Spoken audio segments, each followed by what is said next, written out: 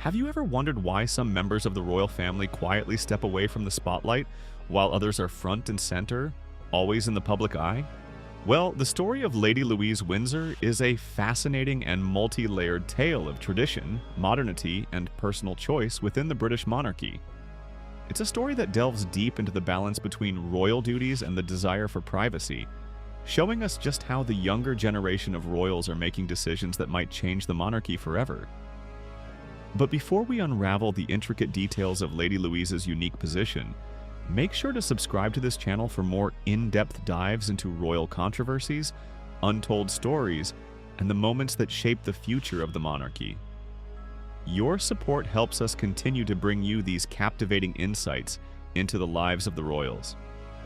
Now let's dive into the life of Lady Louise Windsor, a beloved yet often overlooked member of the royal family.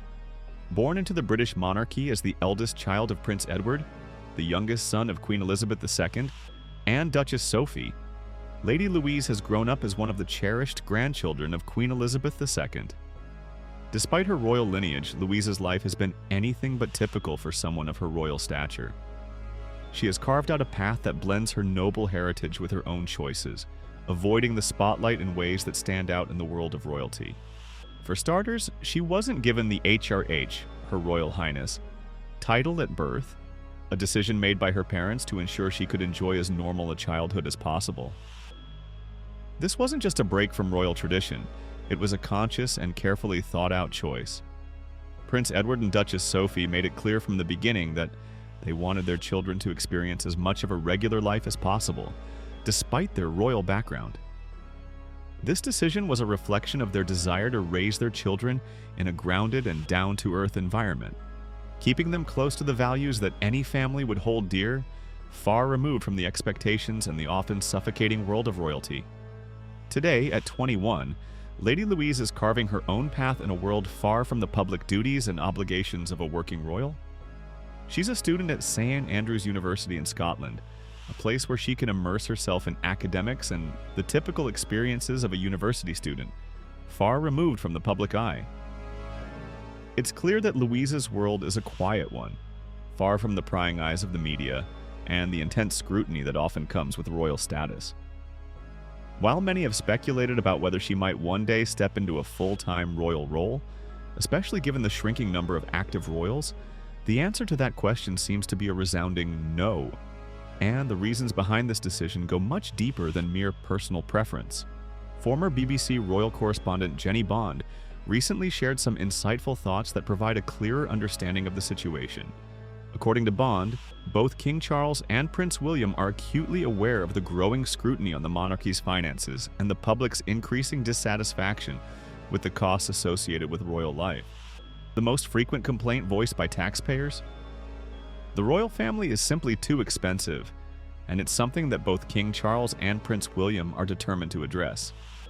Adding more working royals, such as Lady Louise, would lead to a significant increase in costs, from additional staff and administrative expenses to increased security needs. It's a financial burden that neither the King nor the Prince of Wales is willing to take on, and it's something they're committed to avoiding in the future. But the decision to keep Lady Louise out of full-time royal duties isn't solely about money. Louise herself seems to have little interest in trading her private, relatively quiet life for the public responsibilities that come with being a working royal. Despite attending major royal events, she's managed to maintain a level of privacy that is rare for someone of her royal status. Her time at university has been particularly shielded from the media, allowing her to focus on her studies and lead as normal a life as possible, away from the constant spotlight that is usually a given for royals. Interestingly, Louise's choice to remain out of the public eye also seems to align with her mother, Duchess Sophie's philosophy on parenting. In several past interviews, Sophie has spoken openly about the values she and Prince Edward instilled in their children. Sophie revealed that they always taught Louise and her younger brother James that they would need to work for a living, just like any other young person, rather than relying on their royal title or family wealth. This practical, down-to-earth approach has allowed Louise to remain grounded in her everyday life, while also giving her the freedom to explore her personal interests without the ever-present pressure of royal expectations. So, what does the future hold for Lady Louise Windsor? While her younger brother James is next in line to inherit their father's Duke of Edinburgh title, it seems that Louise is destined for a quieter, more private life. And perhaps that's for the best. In a time when the royal family is under intense public scrutiny, Louise represents a modern, refreshing take on what it means to be royal. Her path is one where the weight of duty and tradition is balanced with a desire for personal freedom, autonomy, and accountability. A balance that might just be the future of the British monarchy. Do you think Louise's decision to step back from the royal spotlight signals a broader shift in the monarchy's approach to the next generation? Could we see a future where more royals, inspired by her example, choose privacy and a more private life over the public duties traditionally expected of them? Let us know your thoughts in the comments below, and don't forget to hit that subscribe button to stay updated on all things royal.